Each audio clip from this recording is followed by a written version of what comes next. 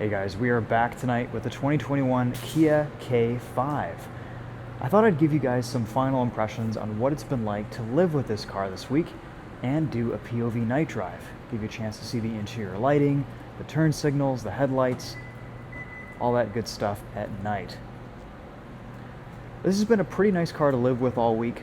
This is definitely one of those cars that initially, when I first got into this, I was pretty impressed with the interior, the looks, the design, the fit, the finish. But the more I drove it, the more a few things started to bother me. So I wanted to go over my experience with this car this week, let you guys know what it's been like to live with this new Kia K5.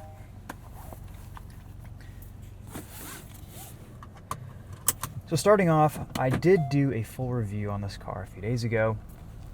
And if you want to know some in-depth information on the specs, the features, all that stuff, see this during the daytime, be sure to check that out.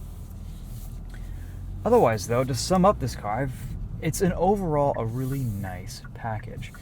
It drives reasonably well, it has a great level of tech, and it's well integrated into the car. Kia's always done a really nice job with their infotainment, their ergonomics. All that stuff is in keeping with how Kia usually does things. There are a lot of things that Kia does get right with this car. I think it looks awesome. The driving inputs are all quite good and pleasing. Kia does a great job with the turn signal feel, the shifter feel.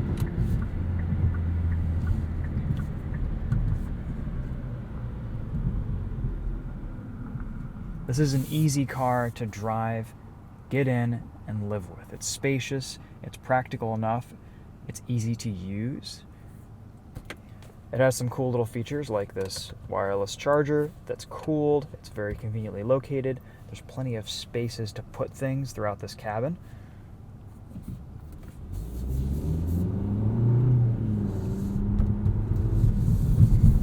They've retained buttons and knobs for the climate control, and everything else is still reasonably easy to use. The touchscreen is responsive, Apple CarPlay and Android Auto integration work well. I like how easy it is to change drive modes. Sport mode does add a little bit more flavor to the driving experience here.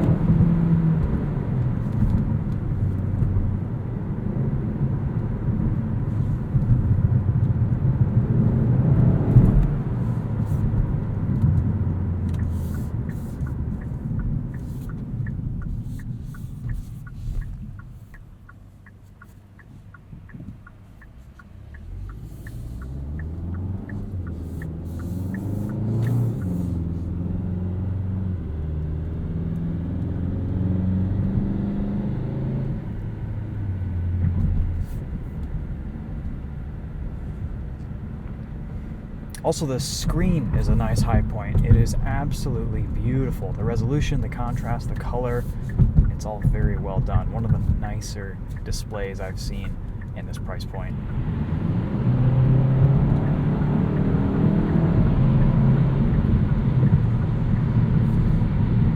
Another big plus that I talked about in my review, the highway driving assist in this car, although not perfect, is very, very good and very useful. If you have a long commute, highway driving assist can really take a lot of involvement out of your highway driving experience. The lane keep system works well enough.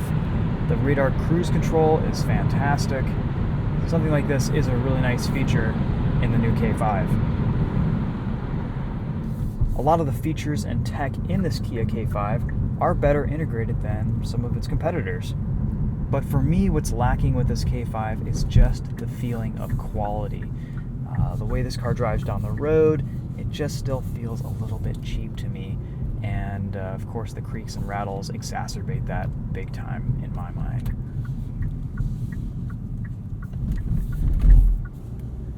This 1.6 liter turbocharged 4-cylinder is a good powertrain. It's torquey enough, it's fast enough, it's very efficient. This Kia K5 is rated for 37 miles to the gallon on the highway and 27 miles to the gallon in the city. All week we've averaged about 32, 33 mpg, which I think is pretty impressive.